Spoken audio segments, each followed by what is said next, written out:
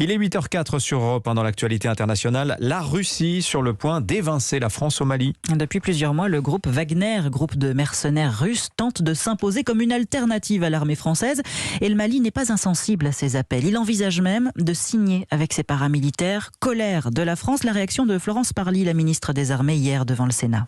Si le Mali engage un partenariat avec des mercenaires, le Mali s'isolera, il perdra le soutien de la communauté internationale qui est pourtant très engagée, il abandonnera des pans entiers de sa souveraineté dans un tête-à-tête avec une société de mercenaires. Voilà, les mots de Florence Parly sont donc très forts. Jean-Sébastien Soldaini, on sent que Paris est de plus en plus fébrile face au spectre Wagner. Ce qui inquiète la France, c'est de voir Bamako tomber dans les mains du groupe Wagner. Le noyautage semble trop facile grâce à quelques soldats maliens aperçus en visite à Moscou, grâce aussi au service de maintenance des hélicoptères de l'armée malienne.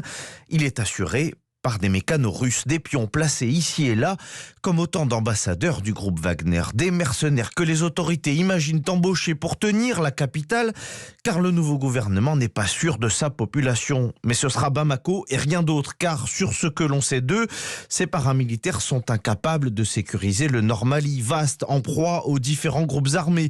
Un souci majeur pour la France, prête à quitter la zone si le contrat vient à être signé. Un contrat agité par les Maliens devant l'ensemble de la communauté internationale, une provocation qui revêt un double sens vu de Paris, c'est soit un appel au secours pour inciter la France à maintenir sa présence au Sahel, soit un coup de pression pour pousser les Européens à partir.